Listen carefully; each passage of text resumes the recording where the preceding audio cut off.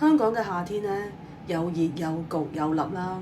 如果要飲一支 sake 咧，都好正常會飲一支純米大吟釀啦，或者係飲 sparkling sake 嘅。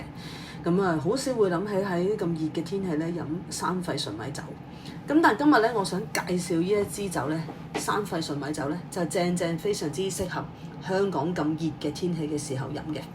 咁介紹嘅呢一支咧，就係飛良泉馬魯飛嘅山廢純米酒啦。咁啊，佢咧就係嚟自秋田縣啦。佢咧就係用緊一隻都幾特別嘅，佢唔係用一般嘅酵母去做嘅，佢係用一個叫77號酵母去做。咁啊，77號酵母做出嚟嘅酒咧，同埋呢支酒嘅特質咧，就係酸度係非常之高嘅。咁啊，如果睇翻酒標咧，佢嘅酸度咧係去到3.8啦。咁而佢嘅日本酒度咧係去到-20嘅。嗱，日本酒度咧講翻先，如果係正嘅咧就係辛口啦，負咧就係甘口，即係甜嘅。咁嗰個甘口咧，其實去到就算一般咧甘口嘅酒咧，可能你去到-6、-7都已經好甜下噶啦。咁啊去到-20咧，咁啊究竟係咩嚟嘅咧？嗱，其實我又唔覺得支酒咧係好甜嘅，我反而覺得嗰個酸度咧，我幾中意。佢個酸度咧，同一個即係飲落去咧，一啲都唔似山廢，因為通常山廢咧都有一隻即係好重嘅胡媽咪味噶嘛。咁但係咧，佢呢一隻山廢咧，佢飲落去嗰個酸度咧，其實係有啲似山丸啊。即係如果考試係大鑊噶啦，即係依支你要你分山丸定山廢咧，依支其實好容易，我就咁如果叫我 blind tasting 咧，我會覺得佢係山丸嘅。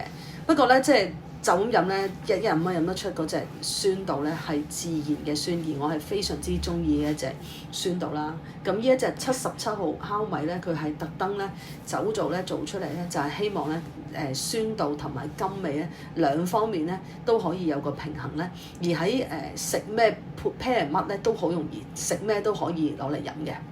咁啊，希望做一支比較幅度大嘅酒啦。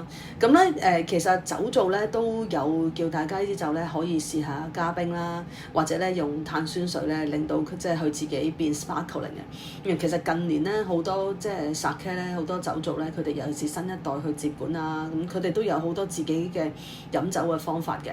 咁咧所以如果呢一個咧就可以加冰啦，即係或者你用碳酸水令到佢有自己變 sparkling 啦。咁但係我嗰晚飲咧就冇做呢樣嘢，都係就咁即係喺雪櫃拎出嚟都係凍飲。咁但係我嗰晚咧係食串燒，咁啊呢支酒咧 pair 串燒就真係一流啊！因為食串燒咧第一樣嘢咧就你支酒都不能太淡，因為你唔除非你所有串燒就係食蛋嘅啫。咁如果唔係即係我嗰晚又有食牛肉又剩咧，其實你太淡嘅 sake 就冇味㗎啦，即係好似飲水飲冰水咁啊。咁啊所以都有一定嘅味道啦。咁酸度高係好嘅，因為可以洗走啲油膩。咁呢啲酒咧，佢個 sake 就係因為佢酸度高。咁啊個甜我就反而飲唔出佢係-20嘅，但係酸度我好中意，好舒服。咁啊同我嗰晚我都即係串燒咧咁樣一齊 pair 咧就非常之好啊，因為佢係洗咗啲油膩之餘咧，我就算個天氣好熱嗰日，仲要係落雨嗰隻又笠又剩咧，其實你會覺得啊飲呢個山廢又舒服，但係咧佢又唔會話即係太淡咧，就俾啲串燒搶到啲味。咁所以呢一支飛良泉嘅馬魯飛嘅酒咧，我都幾 recommend 大家可以推介喺呢個夏天同你嘅串燒一齊 pair， 咁就可以有一個過得一個開心心嘅炎炎夏日啦。多謝大家收聽，下次再見啦，拜拜。